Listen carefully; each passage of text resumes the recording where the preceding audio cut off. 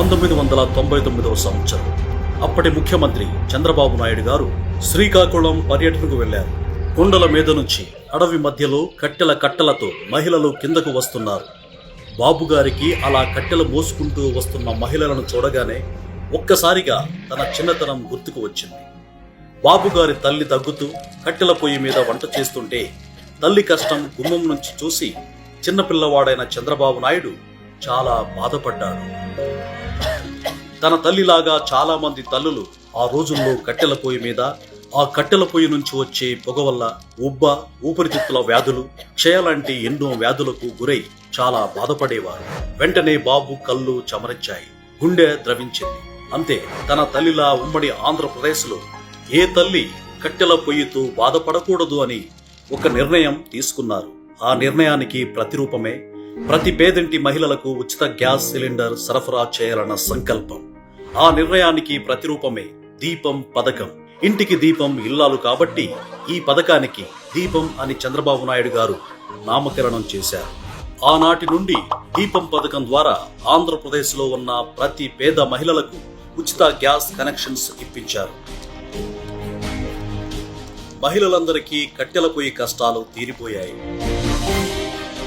దీపం పథకం ప్రవేశపెట్టి ఆ రోజుల్లోనే 32,68,675 ఉచిత గ్యాస్ కనెక్షన్స్ ఇప్పించారు.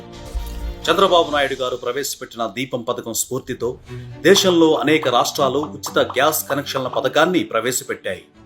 ఆనాటి నుండి ఉమ్మడి ఆంధ్రప్రదేశ్లో ఈ దీపం పథకం నిరాటంకంగా కొనసాగుతూనే ఉంది. కాలక్రమంలో ఎన్నో పరిణామాలు జరిగాయి. రాష్ట్రం రెండుగా విడిపోయింది. ఈ కాలక్రమంలో నవ్యాంధ్ర రాష్ట్రానికి 2019 నుంచి 2024 వరకు చీకటి రోజులు వచ్చాయి. ఈ 5 ఏళ్లు గత ప్రభుత్వం అన్యాయం, అక్రమాలు, అరాచకాలు, దోపిడీలు, కబ్జాలతో ప్రజలు ఎన్నో విపత్కర పరిస్థితులు ఎదుర్కొన్నారు. గత ప్రభుత్వం తమ స్వార్థం కోసం తప్ప రాష్ట్ర అభివృద్ధి, ప్రజల శ్రేయస్సు అస్సలు పట్టించుకోలేదు.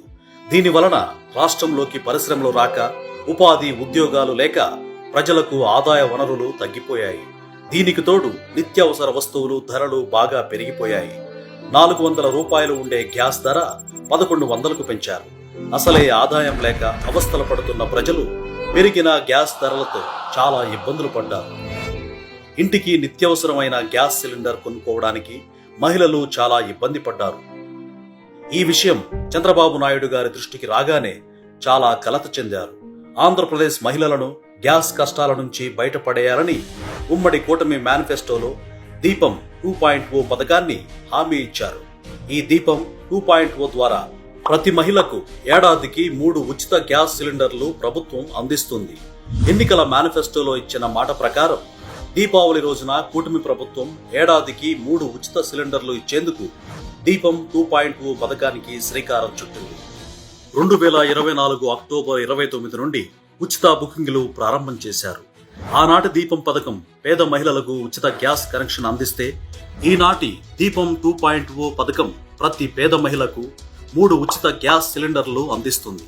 అక్టోబర్ 31న మొదటి ఉచిత గ్యాస్ సిలిండర్ సరఫరా చేస్తుంది. ఎల్పిజి కనెక్షన్, తెల్ల రేషన్ కార్డు, ఆధార్ కార్డు ఉన్న ప్రతి పేదవారు ఈ పథకానికి అర్హులే. ఇప్పటి వరకు గ్యాస్ సిలిండర్లు ఎలా బుక్ చేసుకున్నారో అలాగే గ్యాస్ బుక్ చేసుకోవాలి.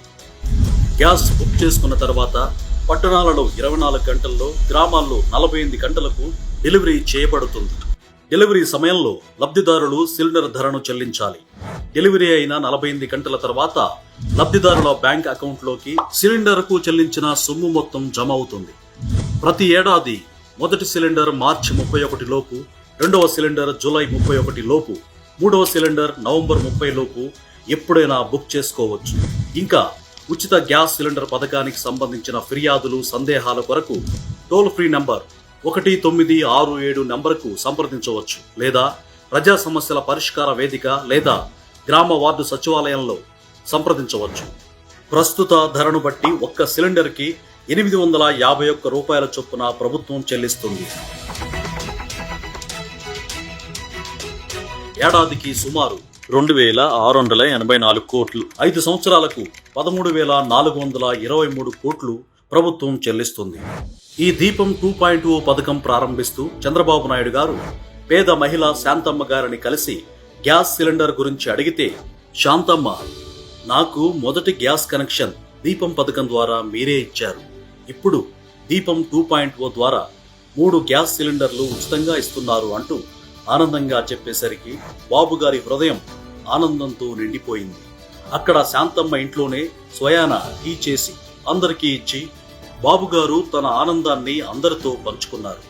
ఇంటికి దీపం ఇల్లాలు, ప్రతి ఇల్లాలు ఇంటికి మహాశక్తి అని, ఆ మహాశక్తి అయిన మహిళలకు తాను ఎప్పుడూ అండగా ఉంటానని దీపం 2.0 ప్రారంభంలో మహిళల శక్తి గురించి, మహిళల సంక్షేమం కోసం చంద్రబాబు నాయుడు గారు ప్రస్తావించారు. అందుకే అందరూ అంటున్నారు, ఇది మంచి ప్రభుత్వం. ఇది మంచి ప్రభుత్వం, ఇది మంచి ప్రభుత్వం.